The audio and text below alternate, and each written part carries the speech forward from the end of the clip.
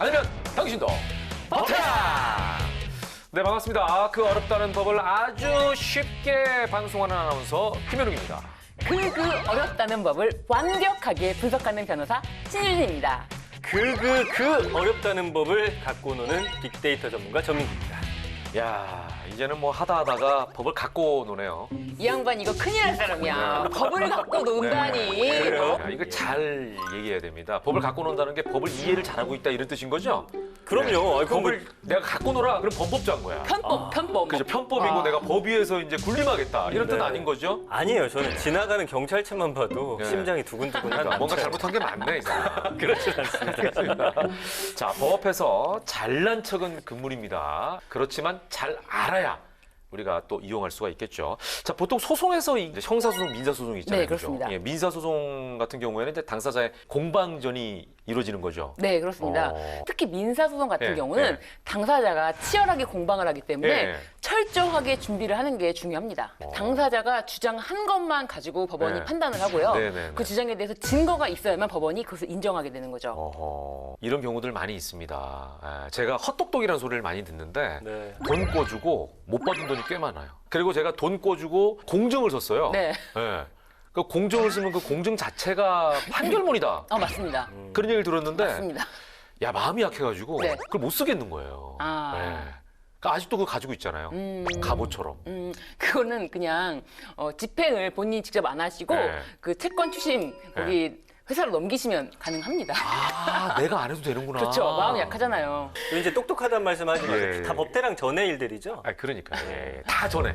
예, 다 결혼하기 전에. 근데 이제 지금 전에. 김현웅 예. 아나운서님처럼 네, 네. 돈을 빌려주고도 네. 그게 집행 증서가 있어도 네. 그걸 받지 못하고 있다 이런 네. 사정이 있는 것처럼 네. 사실 뭐 차용증도 네. 철저하게 작성하고 네. 철저하게 모든 거를 준비해 놓고 예. 소송까지 이겨서 네. 판결문까지 받아도 네. 실제로 그 사람이 돈이 한 푼도 없다. 네. 그러면 소송도 소용이 없는 거예요. 소위 배째라. 네. 라고 나오면 소송비는 소송비대로 들고 맞습니다. 돈 못 받고. 네. 그럼 어떻게 해야 돼요? 진짜 나는 이 그래서- 경우 궁금하더라고. 그래서 명언이 있습니다. 네. 돈은 있는 사람에게 빌려주는 것이다.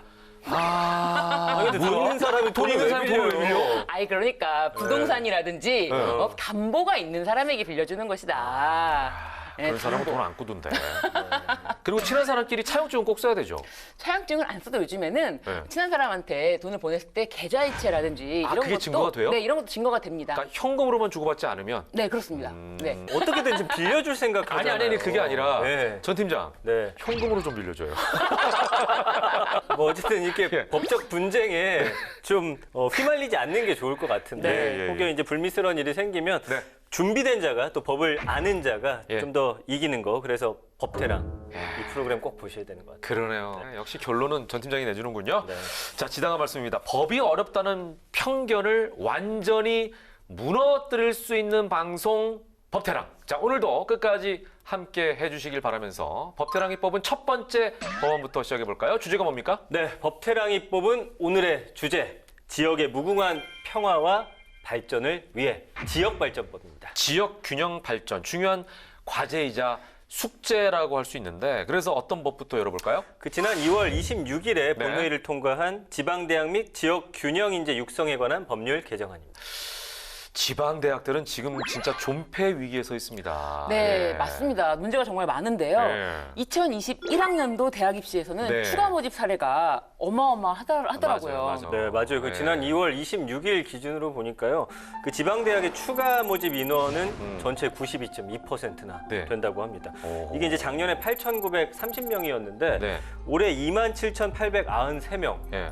무려 전년 대비 3배 이상 올라간 수치예요. 아, 저는 이제 아이를 많이 안 낳는 것도 이유라고 봅니다. 또 하나는 역시 취업 격차이지 않을까 싶기도 하고. 맞습니다. 네. 그 2017년에서 2019년 사이를 좀 비교한 게 있는데 보니까 수도권 대학은 계속 올라가는 추세고요. 아, 오히려. 그다음에 비수도권 지역 대학은 떨어지고 있더라고요. 아, 대학의 취업률이 교육 성과를 보여주는 하나의 지표인데 걱정입니다. 그래서 이 지방대학법 개정이 이 같은 문제를 푸는데 좀 도움이 되나요? 네, 이 지방대학법이라는 것이 의대나 약대, 그리고 간호대학, 그리고 법학 전문 대학원까지도 이 지역 인재를 선발을 아예 의무 규정한다는 것을 2023년부터 시작하는 건데요. 네네네. 그런데 대신에 이 지역 인재 선발 기준에 대해서 비수도권 중학교와 해당 지역의 고등학교를 졸업하고 이 재학 중에는 이 학교 소재 지역에서 거주하는 요건으로 강화가 되었습니다. 이 요건 강화의 부분에 대해서는 2028년도부터 시행이 된다고 하는데요. 한편 이 국민기초생활보장법에서는 수급권자 및 차상위 계층 등을 선발하도록 규정했고요. 그리고 지역 인재 선발 실적이 우수한 지방 대학에 대해서는 행정적, 재정적 지원을 할 수 있는 근거를 마련했습니다. 네. 그러니까 예전에는 지역의 우수한 인재들이 이런 말이 있었잖아요. 예. 사람은 서울로 보내고 말은 제주도로 보내라. 예, 그런 얘기처럼 우수한 인재는 무조건 서울로 가서 공부해야 돼. 이러다 보니까 우수한 인재들이 그냥 한쪽으로 편중되는데 이제는 지역의 우수한 인재를 지역에서 잘 이렇게 소화하고 거기서 육성하자 이런 차원이잖아요. 네, 그죠? 맞습니다. 이 현행법에서는 네. 이 의무화 규정이 아니고 네. 그 지역 인재에 대해서 일정 정도 비율을 맞춰야 된다, 권고사항으로 노력해야 된다라는 규정이었는데요. 아예 이 부분에 대해서 의무화 규정으로 변경한 겁니다.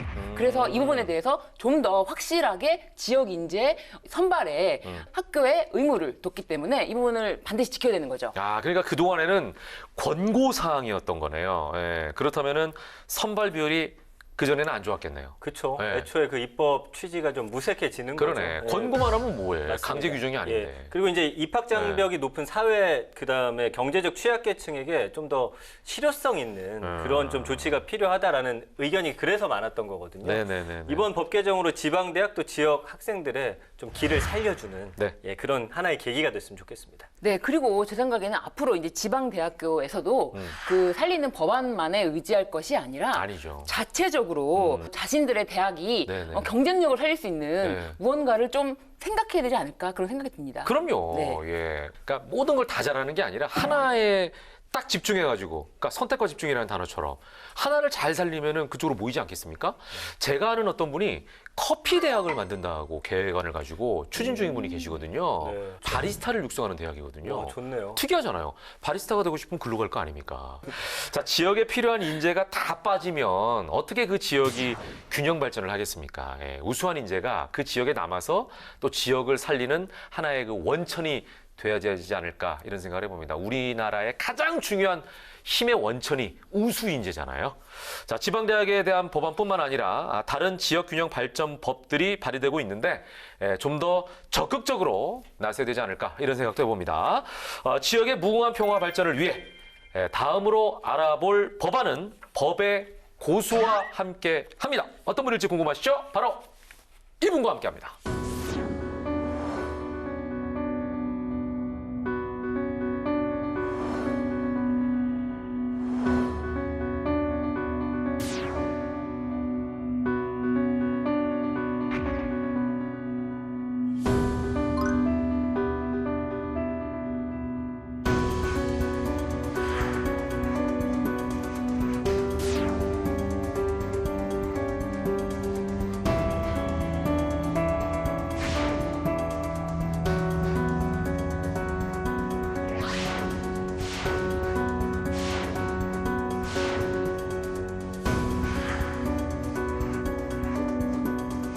특별재난지역 선포를 추가하였습니다.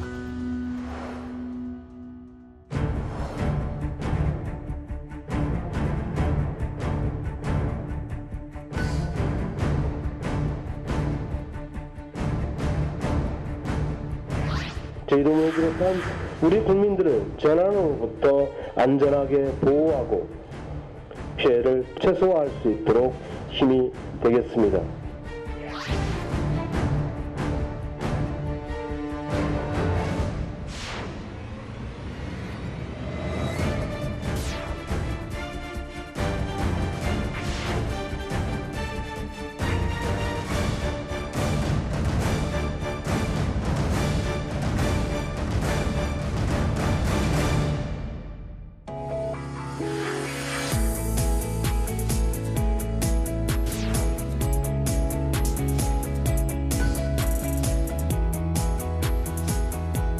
산업특별법의 통과로 이제 거기서 문제에 대한 완전한 해결로 나갈 수 있는 재난 및 안전관리 기본법에 예. 보면 이 시설 피해 같은 경우는 이제 중심적으로 되어 있고요. 네네. 마을에 소유하고 있는 예를 들어서 자연이 공동 있어요. 소유 지역이네요, 그렇죠. 어떻게 보면. 지방세를 부과할 수밖에 없는 상황이 된 거예요.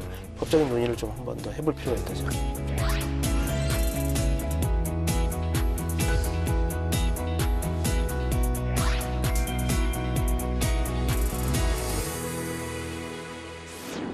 제주도가 낳은 젠틀맨 오영훈 의원께서 함께 하셨습니다. 혼자 없어예. 아유, 고맙습니다.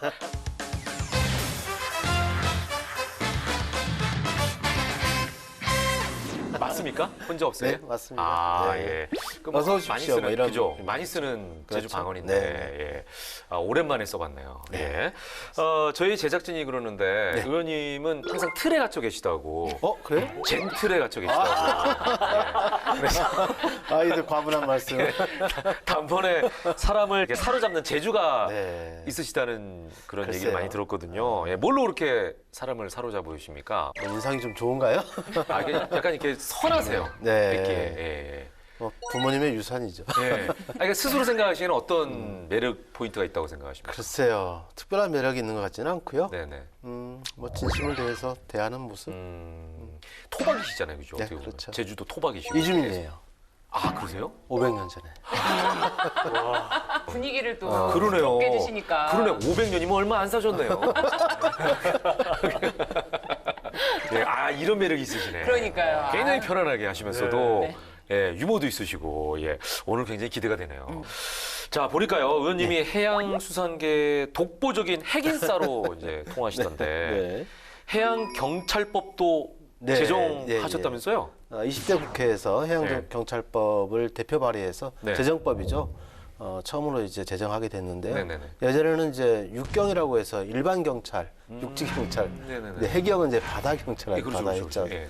근데 이제 해양 경찰을 역임하셨던 분들이 네네. 해양 경찰청장이 돼야 되는 게 당연한데 오. 그러지 못했었거든요. 그래서 그럼 이런 어떻게 보면 법을 그냥 일반 경찰이 해양경찰청장이죠. 그렇죠. 그렇게 할 수 있는 길이 열려 있었기 때문에 예. 근데 해양 경찰에서 근무 경력을 가지신 분들은 네네네. 해양 경찰로 할 수 있도록 이렇게 했던 거죠. 아무리 보면 상식적인 건데 그게 법으로 제정되지 않아서 법 제정을 했던 기회를 갖게 됐었습니다. 아, 저희는 당연하다고 생각을 했는데 어떻게 보면은 육군인데 해군 참모총장 네, 환경이랑 네, 비슷한 네, 거예요. 네. 어떻게 보면 그죠? 그래서 아마 이제 문재인 대통령께서도 당시에 대통령 선거 당시에 후보 때 공약을 하셨고 그래서 또 제가 앞장서서 해양경찰법 제정하는데 앞장서게 됐던 거죠. 너무나 상식적인 일이었는데 네, 법이 네. 없었다는 게 좀 의아합니다. 네, 그런데 그걸 또 법적인 기틀을 마련하셨네요. 네, 예. 자, 우리가 이제 제주도민이라고 하면 수영에 나갈 거다 이런 생각도 많이 하거든요. 네. 바다가 워낙 많이 있으니까 생각에는 네, 네, 그렇죠. 그러니까 놀다가 네. 심심하면 바다로 뛰어들 것이다. 다 물개다. 이런 생각을 할 것 같은데 오 의원님도 한때 마린 보이셨나요? 그렇지 않습니다. 아, 아니세요? 네. 의외네요. 또. 제주도 사람들 전부 다 바닷가에 살지는 않거든요. 아, 그렇죠. 네. 거기도 뭐 내리고 바닷가에 사시는 분도 있지만 예. 대부분은 중산간에 삽니다. 보통 이제 해발 300m, 400m, 그 해안선으로부터 산에서 5km 정도 떨어진 중산간에 사는 경우가 많기 때문에 꽤 머네요. 그렇죠. 아이 입장에서 바다를 보면. 늘 곁에 두고 살다 이렇게 보시긴 어렵죠. 그래서 그러네요. 저는 시험을 잘 하지는 못합니다. 그러니까 그럼 오해네요. 야, 뭐 네. 바다가 지겹겠어? 그러면 아, 나도 바다를 잘 못 봐. 이러면서 들판이 오히려 더 가까워요. 그러니까 네. 중산간에 사셨는데 사실은 거기가 제일 비싼 지역 아닙니까? 어찌 보면은. 그렇게 볼 수도 있겠죠. 그죠? 주거 네, 지역으로 주위가 바로 오히려 조금 더 한라산이고. 나을 수 있죠. 왜냐하면 습도가 해안가에 비해서는 조금 더 낮을 수 있기 때문에. 그러니까 아무튼 우리 오 의원님은 수영은 못 하시는 걸로 결론이 났고. 물개는 아니신 네, 거예요. 근데 현재 행안위에 계시지만 사실은 네네. 20대에는 농해수위에서 그렇죠. 활동하셨고 예, 예. 네. 그동안 발의한 법안 보면은 농어촌 해양 관련 법안들이 네, 네. 많으시더라고요. 네. 그리고 제주도에 대한 사랑이 있지. 네. 이주한 지 500년밖에 안 되셨는데 그 마음이 대단하십니다. 1차 산업에 대한 좀 애정이 네. 크신 것 같아요. 제주도의 상황을 반영한 것이죠. 네. GRDP, 네. 지역 내 총생산의 12% 가까이를 차지하기 때문에 1차 산업의 비중이 전국 대비하면 5배 이상 많은 거죠. 그래요. 예, 그렇다 보니까 1차 산업에 대해서 관심을 가질 수밖에 없고 네, 또 네, 이 제주도가 월동 채소의 본고장 아닙니까? 오. 여러분이 겨울에 즐겨 드시는 뭐 무, 그렇죠, 그렇죠. 뭐 당근, 당근. 뭐 브로콜리, 예. 양배추 뭐, 이건 뭐 진짜 전체 제주도에서 나오는 모든 채소가 국민이 엄청나더라고요. 이제 예. 소비를 해주고 예. 있죠. 근데 이거 제주에서 생산하지 않으면 안 되는 거죠. 그런 또 뭐 귤도 이제 제주도에서 그렇죠. 전부 다 생산이 되는 거죠. 그러니까 뭐 많이 나기 때문에 관심을 안 가질 수가 없네요. 어떻게 보면 그렇죠. 제주도민들의 네. 생활의 바탕이니까. 네. 예. 의원님도 혹시 그러면 농민의 아들로 그렇죠. 오, 의원님은 아버님도 바다와 일을 하시는 게 아니고 아버님은 오히려 귤농사, 귤농사. 아, 어쩐지 얼굴이 이렇게 좀 약간 노릇노릇하세요. 귤 많이 먹으면 얼굴이 노래지거든요. 비타민 C가 좀 더 확보된. 비타민 같은 존재. 제가 어릴 때 귤 한 상자 있으면은 네. 제 동생이랑 저랑 3일 만에 그걸 다 네. 먹어버렸어. 그러면은 발바닥이랑 손바닥이랑 노래지거든요. 제가 저는 오늘 뭐, 네. 의원님 나오신다고 특별히 아, 감귤색으로 감귤, 예, 디자인. 의원님께 잘 보이려고 아니 의원님께서 네, 평소에 이 탐라가 네, 네. 미래다. 네, 네. 탐라면 제주도잖아요. 네. 제주도가 미래다. 아니 이게 무슨 말씀이신가요? 탐락국이 있었어요. 네. 1000년 그렇죠, 전에. 그렇죠. 나라를 세웠다는 얘기잖아요. 예.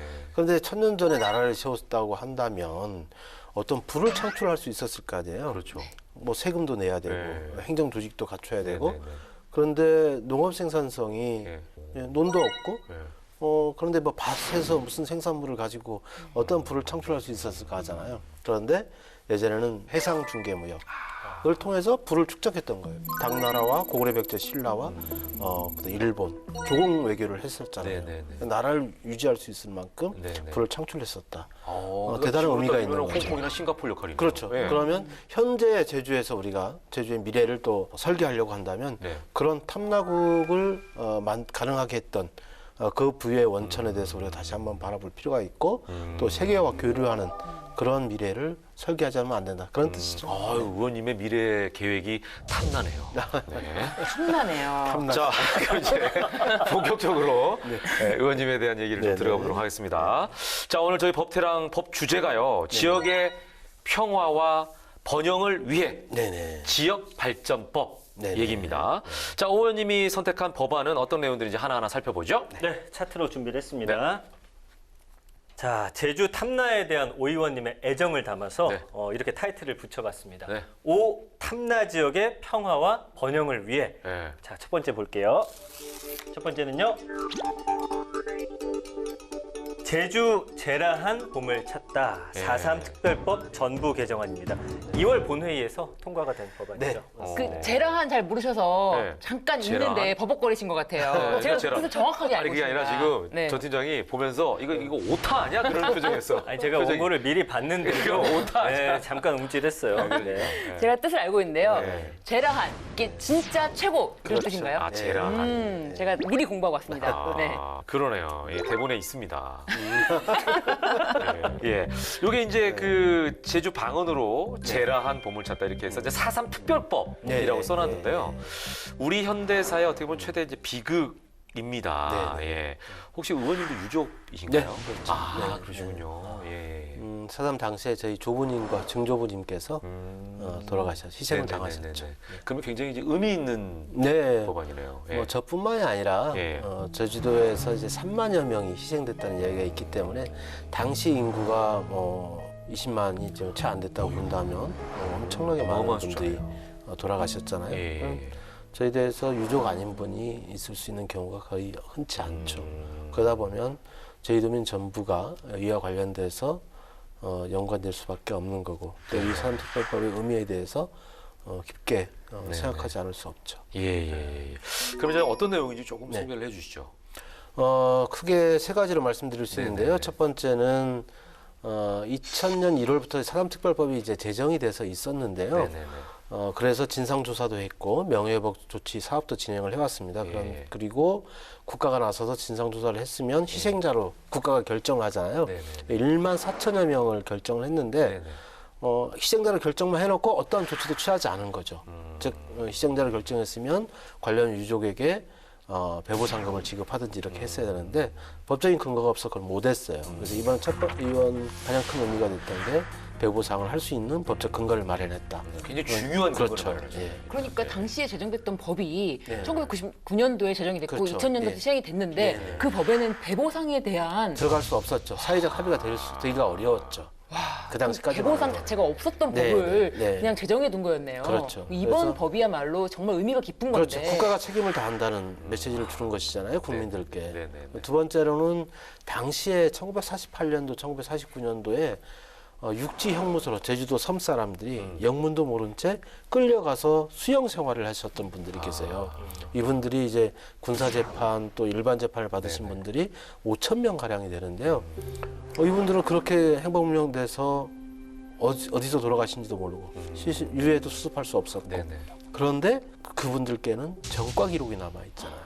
아 그렇죠. 예, 수용인이었기 그러네, 때문에. 그러네요. 예. 근데 그 전과 기록을 대한민국 정부가 희생자로 결정을 했다 하더라도 예. 그걸 없앨 수가 없는 거예요. 아. 그래서 요즘 각 개별로 재심을 신청하고 재심 재판을 청구해서 소송을 통해서 예. 이제 무죄 판결을 받고 이제 최근에 이제 일부 이제 승소하는 사례가 생기고 있는 거죠. 불명예를 없애고 그렇죠. 명예를 다시 되찾아주는. 그래서 예. 이번에는 일괄 재심, 직권 재심, 네네네. 뭐 이런 특별 재심을 통해서 명예를 회복할 수 있는 길을 네, 만들어준 네, 거죠.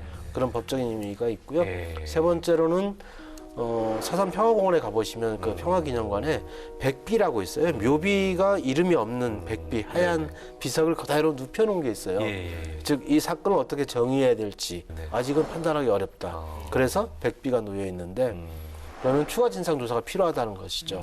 그래서 추가 진상 조사를 할 수 있는 법률 근거 규정을 마련했고 할 수 있는 조치를 취해놨죠. 네, 세 가지 딱 저희가 듣고 나니까 어떤 법인지 이해가 되네요. 예. 제주도민들께서는 그래서 이런 말씀도 하신다는데 제가 한번 흉내를 내보겠습니다. 네. 살당 보난 이런 날도 완구나. 네. 맞나요? 무슨 말이에요? 뭐 사람 신한 본토 발음으로 좀 해주시면 어떨까요?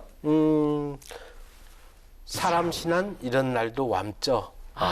살다 보니까 이런 그렇죠. 날도 오는구나. 뭐 지역 방언으로 짧게 말씀해 주셨지만 법 개정으로 지금 14,500명은 어떤 희생자를 이분들의 어떤 73년 만에 수건이 이루어졌다 이렇게 이야기하시는데 유족이기도 하시니까 이 법이 통과된 법 개정에 대한 어떤 소회는 조금 더 남다르시지 않을까 그렇죠. 싶어요. 예. 그렇죠.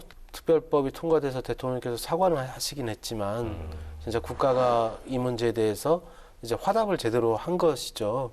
우리나라가 헌법에 의해서 국가가 운영되고 있다는 걸 보여준 한 장면이고 내가 대한민국 국민이구나 또 우리 가족들도 대한민국 국민으로서 존엄을 인정받고 있구나 이런 생각이 드는 거죠. 그래서 이제 대한민국이 더 자랑스러워지지 않을까요? 근데 이제 4.3 특별법 개정안에 대한 국회 논의 시간이 좀 길었던 걸로 그렇죠. 저희가 알아요. 쉽게 네. 통과되지 못했던 좀 네. 특별한 이유가 있을까요, 의원님? 제가 20대 때도 이제 대표 발의를 했었는데요. 네, 네. 기간 만료가 돼서 자동 폐기가 됐었죠. 그런데 두 가지 이유가 있었을 겁니다. 첫 번째는 4.3 특별법을 바라보는 여야의 시각 차이가 좀 있을 것이고요. 저희들이 야당이었을 때는 아무래도 이제 4.3을 조금 더 진보적인 입장에서 이제 바라보게 되고 또 보수적인 정당에서는 또 이 부분에 대해서 안 보려고 하고 이제 이랬던 게 존재했잖아요. 네. 그러다 보면 여야가 합의해서 처리하기 좀 어려운 조건이었다. 그다음 두 번째는 정부 당국, 특히 재정 당국의 고민이 깊었을 거예요. 제주도가 14,500여 명의 아까 희생자 수를 말씀해 주셨는데 이분들에게 다 이제 배보상을 해드려야 되잖아요. 금액이 만만치가 않다는 거고. 근데 제주 4.3으로 인해서 돌아가신 희생자분들을 생각했을 때 그 규모지만 그와 유사한 사건을 볼 수 있는 여순 사건이라든가 거창 사건이라든가 노군리 사건, 한국전쟁을 전후한 시기에 전국 각지에서 벌어졌던 양민 학살 사건들이 있어요. 이분들도 전부 다 배보상을 해드려야 되잖아요. 지금은 진실화해를 위한 과거사법에서 그와 관련된 일들을 하고 있는데 거기서 희생자로 결정되게 되면 그분들도 배보상을 해드려야 되잖아요. 법의 형평성이 맞으려면. 그러면 배보상의 규모가 엄청 커지는 거죠. 예. 그래서 재정당국에서 상당히 거부감을 가졌던 게 사실이었죠. 그래서 폐기가 됐는데 이번 21대에 대해서는 우선 여야가 조금 의견을 많이 좁혔습니다. 특히 21대 총선을 거치면서 야당도 4.3 특별법을 개정해야 된다고 공약을 했을 정도니까요. 그만큼 시대의 요구가 있었다는 것이라고 말씀드릴 수가 있고 재정당국 같은 경우에도 물론 어려움은 있지만 네. 최근에 이제 우리가 긴급재난지원금이라든가 국민이 어려울 때, 국민이 힘들어할 때 재정을 충분히 쓸 수 있다. 또 이런 선행학습을 또 하고 있는 상황이고요. 국가 폭력에 의해서 희생당하신 부분에 대해서는 국가가 책임을 져야 한다는 명확한 인식을 이제 제대로 하게 되면서 재정당국을 설득할 수 있었다 생각합니다. 네. 인식 변화가 많이 있었다는 게 다행이네요. 예. 그런데 이 개정 법안이 통과됐다고 네. 해서 이 바로 배상 보상 절차가 이루어지는 것이 아니잖아요. 그렇죠. 그 남은 입법이나 과제들이 뭐가 있을까요? 우선 3개월 후에 이제 그 시행을 하도록 지금 법에는 되어 있고요. 네. 지금 현재 2월부터 한 6개월 동안에 걸쳐서 용역을 시행을 하고 있습니다. 예. 즉 배보상의 명칭을 어떻게 할 것인지, 그 다음에 배보상금의 기준, 액수는 어떻게 정할 것인지, 그 다음에 지급 방법과 절차에 대해서는 어떻게 또 법으로 제시할 것인지. 그래야지 예산 추계가 될 거 아닙니까? 그러기 위해서는 이 용역이 나온 이후에는 법을 다시 개정해야 됩니다. 즉 배보상을 할 수 있는 법적 근거를 다시 만들어야 되는 거고요. 네네네. 그러면 6개월 후에 용역 과정을 거쳐서 그에 기초해서 법 개정안이 나와야 되고 2022년도 정부 예산안에 편성이 돼야 되죠. 그래야 이제 2022년부터 그렇죠. 예. 단계적으로 지급할 예, 수 예, 있도록 예. 해야 되는 예. 그런 과정이 남아 있습니다. 그러네요. 예. 이 법안을 통해서 이제 배상이 이루어지면 네네. 거기서 끝나는 게 아니라 어떤 기준이 이제 책정이 될 거고 그렇죠. 그렇게 되면은 그때 일어났던 많은 사건들 아까 뭐 네. 여순 사건 네, 또 뭐 네, 여러 네, 예를 드셨는데 네, 그런 사건들도 그 기준에 의해서 그렇죠. 또 다 처리가 되는 네. 또 출발점이 기준이 되지 다 않을까. 적용되는 예, 거죠. 출발점이 되는 의미도 굉장히 클 것 그렇죠. 같습니다. 예전에 1999년 12월 16일 날 네. 사전특별법이 처음 제정됐었는데요. 그 이후에 진실화해를 위한 과거사 기본법이 제정이 됐죠. 즉 네네. 제주 사산 문제 해결을 통해서 과거사 문제 해결의 네. 단초를 마련했고 네. 이번 같은 경우에도 사전특별법의 통과로 개정으로 이제 과거사 문제에 대한 완전한 해결로 나갈 수 있는 이런 길이 트인 거죠. 네, 즉 네. 제주 사삼이 예. 모든 문제를 해결해 나가는 예. 선도적 역할을 하고 있다. 그러네요. 이렇게 예, 굉장히 의미가 있을 것 같습니다. 자, 이어서 두 번째 법안 살펴보겠습니다. 네, 두 번째 보겠습니다. 풍수에는 특별 재난이 아니과 재난안전 및 풍수해 보험법입니다. 네. 태풍 같은 강풍에 대한 피해가 이제 풍수해 아니겠습니까? 제주도는 뭐 어쩔 수 없이 풍수해가 있을 수밖에 없는데 그게 특별 재난이 아니었나요, 그동안? 지금 재난 및 안전관리 기본법에 예. 보면 특히 시설 피해 같은 경우를 이제 중심적으로 되어 있고요. 네네. 그 당시 이제 밭에 재배되고 있는 밭작물, 농작물에 대해서는 예. 피해 기준에 포함되어 있지 않습니다. 아. 네, 그래서 이번에 제가 개정안을 낸 게 예. 특별 재난지역 선포 기준에 자연 재난으로 인해서 피해를 본 농수산물에 대해서 포함하도록 그렇게 개정안을 낸 것이고요. 특히 제주 지역 같은 경우에는 태풍의 길목이라고 할 수 있지 그렇죠. 않습니까? 예. 그래서 예. 항상 그 예. 태풍으로 인한 강수 피해라든가 예. 폭우 피해를 또 많이 보고 있는데 예. 그런 재난이 발생했을 때 피해 보상을 할 수 있는 선포 기준에 포함돼야 한다. 그런 내용이 되겠습니다. 저희도 예전에 뉴스 보면은요, 네. 제주도가 이제 효모암이라서 물이 잘 빠지니까 네네, 논이 네. 안 되는데도 불구하고 네네. 한꺼번에 강수가 오면, 그렇죠. 야, 뭐 거의 강처럼 이렇게 물이 흘러가지고 피해가 어마어마하다는 뉴스들이 많이 나왔던 기억이 있어요. 한꺼번에 뭐 이제 500mm, 600mm 예. 뭐 물폭탄이 이제 쏟아지게 그러니까요. 되면 예. 근데 감당하기 힘든 거죠. 네, 이렇게 풍수해 보험이라는 게 저희같이 육지에 사는 사람들이 익숙하지 않은데 이 제주도민들은 아무래도 이 풍수해 보험 많이 들고 계시지 않을까 하는데 어떤가요? 풍수해보험법은 제가 이제 원래 작년 9월 28일 날 대표 발의를 하게 됐는데요. 네. 소상공인 같은 경우에는 가입률이 0.23%밖에 되질 않습니다. 그런데 이제 주택 같은 경우에는 주택 풍수해 보험 가입 건수가 36만 건으로 전체 가입 대상 20%가 좀 되고 있는데 이 부분을 좀 더 획기적으로 늘릴 수 있도록 개정안을 대표 발의한 것이다. 이해하시면 될 것 같습니다. 네, 네, 알겠습니다. 자, 이제 세 번째 법안으로 가보겠습니다. 네, 세 번째 법안은요. 오름 곧자왈 지방세 경어짐 압서 지방세 특례 제한법입니다. 네. 이 경어짐 압서가 뭐 하지 맙시다 이런 뜻일까요? 그렇죠. 그렇게 부과해서 안 된다 이런 의미입니다. 아, 지방세를 걷지 말아라. 걷지 말라는 의미는 아니고요. 제주도의 특수한 상황 예, 아니면 예. 꼭 제주도뿐만 아니라 예. 다른 지역에도 예. 적용될 수 있는 이런 이야기인데요. 네네네.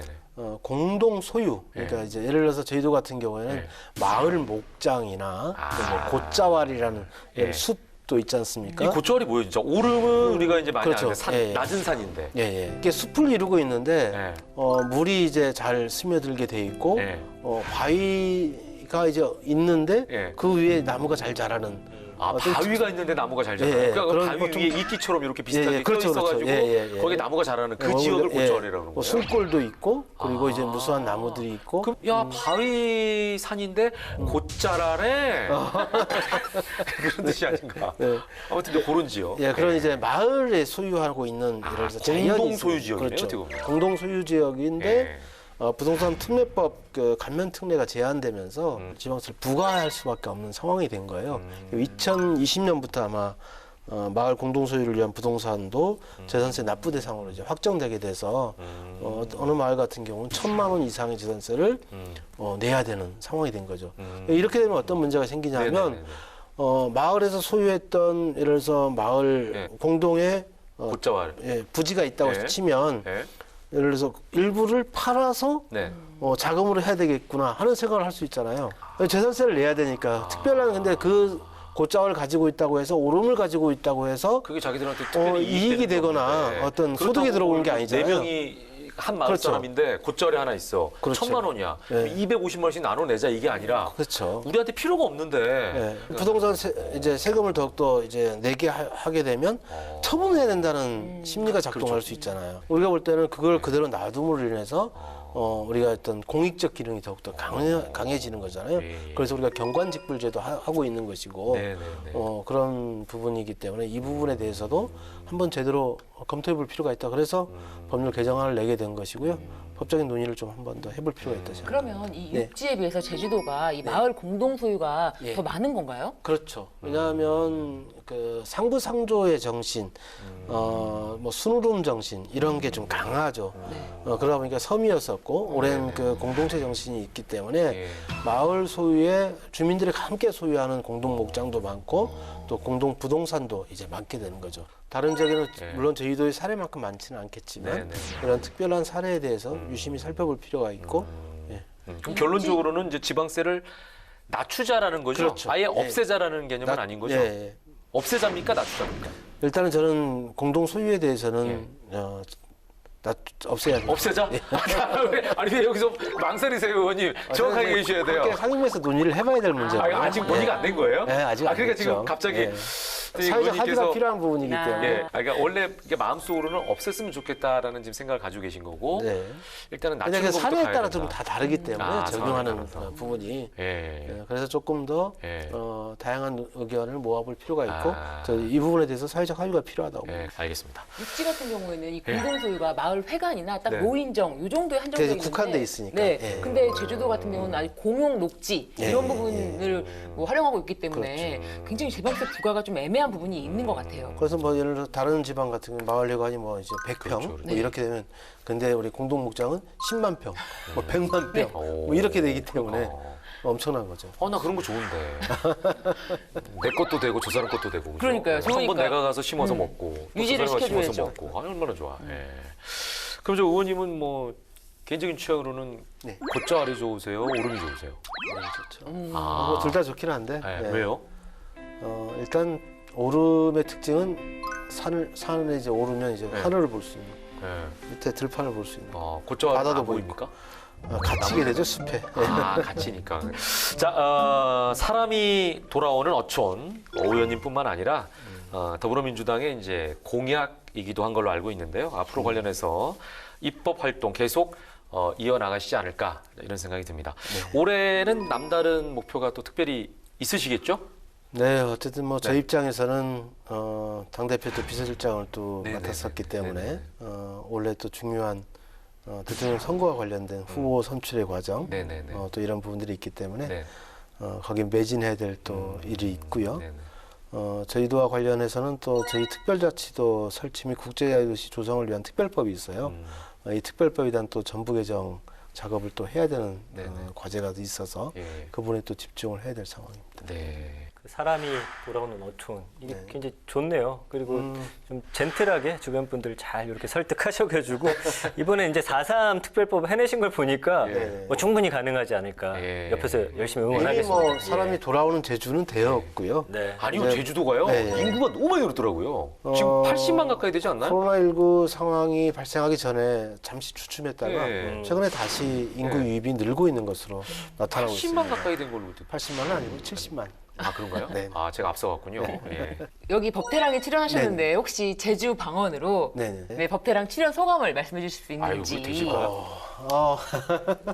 김해양. 근데 너무 좋았수다게 여러 가지 제주와 관련된 이야기를 하게 되니까 모습난 딱 고라수다.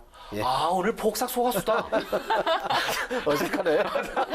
아니 제주 분들하고 같이 이야기하면 전혀 어색하지 그냥 나오죠. 않은데 바로 나오죠. 이게 서울 분들하고 있으니까 이게, 어색하죠. 예, 어색하네요. 그러니까 그게 무슨 말씀이셨어요? 좀 통역은 해주고 가셔야 저희가 상황을 처리하는데. 어쨌든 제주와 관련된 여러 가지 사안에 대해서 예. 여러분과 함께 이야기를 나눌 수 있게 돼서 예. 의미 있었다 이런 말씀. 폭삭 속았수다는 수고하셨습니다. 네, 맞죠? 수고하셨습니다. 우리가 서울 사람한테 이거 얘기 안 하시면 폭삭 속았수다 그러면은 야 이거 뭐야 폭삭 사갔다는 얘기야 뭐야 이렇게 오해할 수도 있는 약간 느낌이 있어서.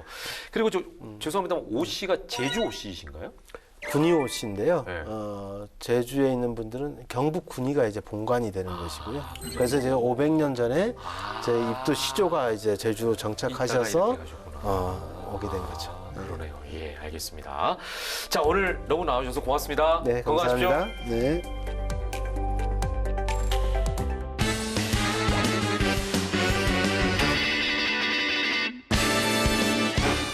알다가도 모르겠고 모르다가도 할 것 같은 법 때문에 속 터지는 분들의 속을 시원하게 해드리는 시간. 궁금할 법 하지. 네, 갈수록 귀여운 척하는 두 분과 함께 오늘도 너무나 궁금할 법한 이야기를 또 재밌는 꽁트로 꾸며서 해드리도록 하겠습니다.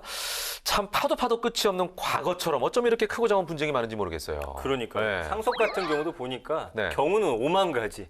사례가 너무 많잖아요. 네. 근데 이제 사람마다 조금씩 다른데 네. 그에 비해서 법은 좀 어떤 면에서는 좀 심플하기도 한 것 같아요, 변호사님. 예. 네, 맞아요. 법 규정 자체는 굉장히 심플하게 되어 있는데 네네. 특히 상속을 말씀해 주셨는데 상속 같은 경우는 살아온 세월 동안에 미리미리 줄 수도 있잖아요. 네. 그것도 상속 개선할 때는 다 넣어야 되거든요. 그렇기 때문에 이 사람이 살아온 인생을 네네네. 다 들여다봐야 돼요. 그래서 그러네. 아주 이게 적용하기에는 매우 까다롭습니다. 아, 네. 그러네요. 근데 우리 신변 입장에서는 네. 좋아하는 분야가 있고 네. 싫어하는 분야가 있을 것 같아요. 예. 의뢰 들어오는 사건 중에 네. 유독 꺼려지는 사건이 있습니까? 지금 말씀하셨지만 네. 꺼려지는 사건이라기보다는 네. 저는 유불리를 가리지 않고 사건을 열심히 맡는데 네. 왜냐하면 네. 저는 러블리하니까요. 그건 뭔 상관? 아니 뭐 밑도 끝도 없이 러블리야. 유불리를 가리지 않는 변호사 러블리입니다. 아, 유불리를 가리지 않는 러블리. 네. 와, 본인이 판단했을 때 이건 해야겠다. 정의롭다 하면 뛰어드는 그런 분 같은데요. 맞아요? 오. 맞아요. 맞아요. 아니 뭐 꿈보다 해몽인데요. 지금 그 뜻이 아닌데 내가 그런 뜻 들었을 때. 아니었습니까? 내가 들었을 때 그 뜻이 아니었는데. 그래요? 아무튼 뭐 우리 신 변호사님은 참 예. 똑똑하고 예. 매력 있고 예. 외모도 수려하시고 진짜 예. 못하는 게 없는. 아무튼 제가 봤을 때는 러블리 하면서 앞으로 손해 볼 일은 없을 것 같아요. 네. 그 옆에 꼭 붙어 있고 싶습니다. 아유 감사합니다. 네, 바로 본론 들어가겠습니다. 네. 자, 오늘의 궁금법 사연은 말이죠. 재혼에 따른 양육비 분쟁에 대한 내용입니다. 전 남편의 반응이 궁금한데 두 분 준비되셨죠? 네, 자 가보겠습니다. 출발합니다. 엄마, 아빠 오늘도 안 와? 네 아빠 안 온대. 네 아빠 죽었대. 엄마, 태랑이 아빠 하늘 날아갔어? 이 뭔디 자스. 들어오기만 해봐. 네 아빠는 그날이 최선날인기라. 엄마. 왜 또? 아빠 왔다. 우리 아빠 없는데 아빠 왔다. 아이고 마 오늘은 또 어디 가서 슬프고 이리 흐느흐느 하는겨. 네 게임에서 돈 날렸지? 응? 맞지? 응? 내가 내 돈 갖고 게임하고 술 마시는데 네가 뭔데 내가 네 생활비 바닥난 거 몰라서 그러나 벌써 2달째다. 무슨 굶어 죽으라 소리가. 당장 돈 내놔라. 당장. 남편이면 남편값을 해야지. 팡팡팡팡 그냥 야 시끄럽다마 이게 어떠다고 서방할 때 바락바락 대들고 그래 나도 네 같은 인간하고 이제 하루도 못 산대. 이혼하자. 당장 이혼해. 도장 찍으래. 이혼 웃기고 자빠지네. 내 사전에 이혼은 택도 없다. 이 내는 고마 잔다. 가 자빠 자라. 네, 태랑 엄마는 매일같이 술에 게임에 외박만 일삼던 남편을 상대로 소송을 해서 결국 이혼 판결을 받았고 홀로 아이를 위해 일을 시작한 태랑 엄마는 힘들게 아이를 키우던 중 새로운 인연을 만나게 됐습니다. 유진, 당신은 정말 아름다운 꽃사슴 같군요. 엄마야, 내 삼마 그런 얘기는 난생 처음 들어요. 아이고 부끄러워라. 아저씨, 우리 엄마가 이뻐? 어디가 이뻐? 나 무서운데. 아이고 우리 아가 너무 솔직해가. 태랑이는 아저씨 실라. 엄마, 태랑이나 아저씨 좋아. 아저씨가 아빠 했으면 좋겠어요. 아이고 아빠는 아가 오늘따라 와 이리 솔직한지 모르겠네. 유진, 우리 이제 그만 밀당하고 결혼합시다. 내가 죽는 날까지 태랑이와 당신을 지켜주겠어. 아이고 몰라요. 언제요? 당장요? 아이고 내일도 좋네요. 할까요? 아이고 좋아라. 딸 태랑이도 좋아하고 자신의 딸처럼 키우겠다는 남자. 결국 태랑 엄마는 재혼을 결심하는데요. 그런데 전 남편에게 양육비를 받지 못할까 걱정이 되기 시작했습니다. 니 재혼한다지? 와, 좋아 죽고 못 살겠나? 근데 와 나를 만나러 왔노? 네 재혼을 해도 니한테 양육비는 좀 받아야겠다. 이게 대낮부터 뭔 귀신 씨나라 까먹는 소리라고 자빠진노? 내가 와 재혼한 전 아내한테 양육비를 주노? 돈이 썩어났나? 아니 태랑이는 당신 딸이잖아. 그럼 양육비는 네가 내야 되는 기라. 아빠가 내요. 와, 그놈은 아는 안 키운다나? 그럼 내 삼아 아는 내가 데려갈게. 아빠 태랑이 안 가요. 이게 돌았나? 매일같이 슬프고 게임 중독인 인간이 알을 키울 자격이나 있나? 그니까네 니캉 개캉 둘이 잘 키우라고. 그래 그러면 법으로 하자. 니 딱 기둘리래. 네 심판받게 할 기다. 심판 좋아하고 자빠졌네. 어느 나라 법이 재혼한 아를 챙긴단 말이고 다시는 이딴 일로 내 찾아오지 말래. 알겠나? 아이고 막내 삼만 니를 부셔버릴기라. 부셔. 야, 마지막에 딸이 너무 무서운데? 아빠를 부셔. 딸까지 돌아서. 전 엄마 편이에요. 자, 아니, 오늘은 팀장님이 진짜 여자 역할, 딸 역할 그러니까. 아우, 딱이에요. 곱상한 역할이 잘 어울려. 아니 진짜. 제가 두 분의 연기력을 따라갈 수가 없으니까 아니 곱상한 역할이 잘 어울려. 성별을 바꿔서라도 아니, 제가 잘 이 어울려. 자리에 있는 이유를 좀 예, 만들어야죠. 예. 네. 사투리 한번 해봐요. 요거. 저 사투리 진짜 못하고. 아, 한번 해봐요. 어떤 거죠? 요거. 심판 좋아한다. 어느 나라 법이 재혼한 아를 챙기노? 심판 좋아한다니. 어. 어느 나라 법이 벌이나 모르죠. 아, 죄송합니다.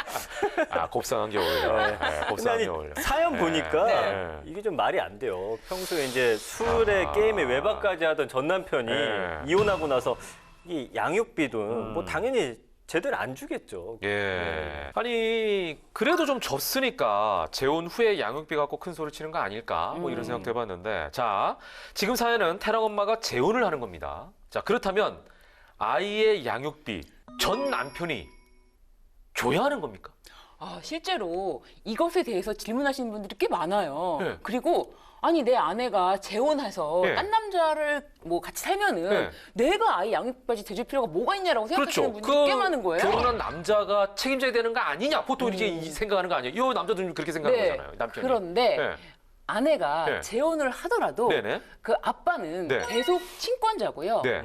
양육비 부담 의무가 있습니다. 아. 네. 이게 아빠와의 관계를 아예 끊는 방법도 있는데 네. 그런 방법보다는 보통 재혼을 할 경우에 네. 그저 그냥 아이를 그 재혼 남자의 가정으로 같이 들어가는 것이지 네. 법적으로 전 남편과 완전히 끊는 방법을 사용하진 않거든요. 그럼 이제 천륜이니까. 네네네. 뭐 끊는 방법은 없죠. 그런데 개인적으로. 친권 아닙니다. 있습니다. 있어요? 네, 법적으로 있습니다. 아예 그냥 끊어버리는 네, 관계를. 법적으로 아이를 그 새 아빠와의 관계에서 친양자를 설정을 하면 되는데 예. 그 친양자는 조금 설정하기도 어렵고 또 법원의 허가도 받아야 되고 예. 또 전 남편의 동의도 받아야 돼서 활용하기 어렵지만 아. 그 입양 제도를 활용할 수가 있어요. 일반 입양 제도를 활용하면은 네네. 그 친권자가 새 아빠가 돼요. 그래서 전 남편이 친권자가 더 이상 아니에요. 아. 그렇지만 전 남편이 친권자는 아니라도 네. 양육비는 계속 줘야 됩니다. 친권자는 아닌데 네. 양육비에 대한 의무는 져야 된다. 네. 그렇군요. 자, 그런데 만약에 친권자가 전 남편이면 네. 이 아빠가 생활하는 거 보니까 뻔해요. 막 빚도 좀 있고 이럴 것 같아. 네. 야, 이런 경우에 빚도 상속이 되는데 혹시 빚을 떠안게 된다거나 하는 일이 벌어질 수 있는 건 아닌가요? 네, 맞습니다. 그래서 실제로 빚을 떠안게 되는 경우가 발생하기 아. 때문에 상속 폭이나 이 한정 승인 이 제도를 이용해야 되는데요. 그러니까 일반 입양이 된 경우나 아니면은 아예 입양 절차를 거치지 않고 그냥 재혼을 한 경우에는 뭐 상속인이 된다. 그렇기 때문에 친아빠가 채무가 많은 경우다. 네네. 이럴 경우에 상속 포기를 해버리는 상속 게 포기. 좋다. 네. 그리고 상속 포기는 이 사망한 때로부터 3개월 내에 반드시 법원에다가 해야 된다. 이런 점까지 기억해 두셔야 될 것 같아요. 3개월 기록. 네, 맞습니다. 기억해. 3개월. 네. 그런 것도 잘 따져봐야겠네요. 네네. 네. 그러면 양육비 만약에 받게 되는 경우는 애가 다 클 때까지 주나요? 아니면 어느 정도 금액 받을 수 있는지 되게 좀 중요하네 이거. 궁금해요. 맞습니다. 기간. 이게 성인이 될 때까지예요. 네. 그런데 대학 등록금은 양육비에 포함이 될까요? 안 될까요? 이건 너무한데 대학 등록금 엄청 비싼데. 네. 대학 등록금은 양육비에 포함되지가 않아요. 아. 그래서 고등학교 졸업할 때까지 보통 양육비를 네, 지급받게 네. 되는데요. 네네네. 대학 등록금에 대해서는 성인이 됐기 때문에 네. 이제 본인이 스스로 뭐 친부에게 찾아가서 네, 이 부분 네, 좀 보태달라 좀 그렇게 말하는 경우가 많죠. 예, 금액은요? 금액은 네. 그 수입에 따라서 수입에 그 따라서. 아버지의 수입에 따라서 그래도 뭐 미니멈, 정해지는데요. 맥시멈 있을 거 아니에요. 미니멈은 수입이 정말 한 푼도 없는 네. 경우에도 그럼 줘야 되냐 이렇게 네. 물어보신 분도 있는데 한 푼도 수입이 없어도 줘야 됩니다. 아이는 얼마예요? 먹고 살아야 되니까요. 얼마예요? 한 20만 원 20만 정도로 원. 최소 법원에서 20. 인정하고 있습니다. 최소 20. 네. 네. 또 한 가지는 그 현재 수입은 없어도 재산이 있는 사람이라면은 그 재산 때문에라도 양육비가 커질 수가 있어요. 그러네요. 네, 예. 양육비는 절대로 상승 쪽으로 가지 절대 없거나 하락 쪽으로 가지 않습니다. 그러네요. 네. 자, 그리고 전 남편이 빚이 많아요. 네. 그럴 경우에는 양육비 청구를 하면 나옵니까? 네, 빚이 많은 경우에도 빚이 많다고 아무리 소명을 하고 내가 가진 것이 하나도 없다. 네, 네. 난 심지어 지금 뭐 기초생활 수급자다라고 소명한 경우도 있거든요. 네. 그럼에도 불구하고 양육비는 나옵니다. 아. 네. 일전에 법태랑에서 양육비 이행 확보 및 지원에 관한 법률 개정안을 소개해드린 적이 있어요. 네네네네. 이 공판 1월에 국무회의를 통과해서 7월에 시행이 될 예정이라고 하는데 변호사님 혹시 이거 신청하면 됩니까? 네, 이 개정법에 따르면은 법원의 감치 명령을 받았는데도 정당한 이유 없이 1년 안에 양육비를 지급하지 않으면 1년 이하의 징역이나 1,000만 원 이하의 벌금에 해당하는 처벌을 받게 되는데요. 네. 출국 금지와 그리고 명단도 공개하는 그런 내용이 있습니다. 그런데 6월 이후로 받은 경우에만 형사처벌 등을 신청해 볼 수가 있다. 그래서 이 법 효력 발생 시점에 잘 맞춰서 진행을 해야 합니다. 네. 자, 오늘 얘기를 들어보니까 결론은 그거네요. 내가 아이를 낳았으면 끝까지 책임져라. 그죠? 예. 자, 이렇게 해서 국회 문턱을 넘은 법률부터 법의 고수가 만들어가는 따끈따끈한 법안과 생활 속 법률 분쟁까지 속속들이 다 전해드렸습니다. 오늘도 보람찼죠? 어마어마하게 네. 할 때마다 느끼는 건데 이제 법태랑 없으면 어떻게 살까 싶어요. 예, 그러니까요. 늘 느끼는 거지만 네네네. 또 우리 신 변호사님 네. 처음엔 제가 이런 말도 했었습니다. 굳이 이분 필요하냐고. 제가 법 이야기 전해주면 안 되냐고. 네. 저랑 생각이 똑같으셨군요. 제가 빅데이터 좀 이렇게 전해드리면 되는데 왜 굳이 빅데이터 전문가가 필요하냐. 네, 다 저는- 똑같은 생각했구나. 그랬어요? 혼자 하려고 했어요? 이 두 사람 없이 내가 그냥 3인 역할 하면 되지 않냐. 네, 정말 참 문제가 많았네요. 야, 우리는 역시 우리- 궁합이 잘 맞네요. 예. 서로 떨어지지 말기로 해요. 정말 마음이 똑같네요. 그러니까 어쩜 이렇게 다 똑같은 생각을 하고 있었지? 예. 한 마음이기 쉽지 않아요. 이렇게 이기적이기도 쉽지 않아요. 예. 그런 만큼 잘 붙어 있읍시다. 네. 예. 잘 붙어 있어야겠어요. 예. 저도. 자, 어느새 꽃피고 새우는 따스한 4월입니다. 여전히 우리가 코로나에서 벗어나지 못하고 있지만 이 빛나는 봄날을 그냥 보낼 수는 없지 않겠습니까? 사랑과 마주하긴 힘들어도 자연과 호흡하는 건 가능하니까 말이죠. 봄 햇살에 봄바람 타고 잠시나마 거닐어 보시길 바랍니다. 저희는 다음 주에도 좋은 봄바람과 함께 또 법바람을 타고 다시 돌아오겠습니다. 자, 외치면서 마치겠습니다. 알면 당신도 법태라!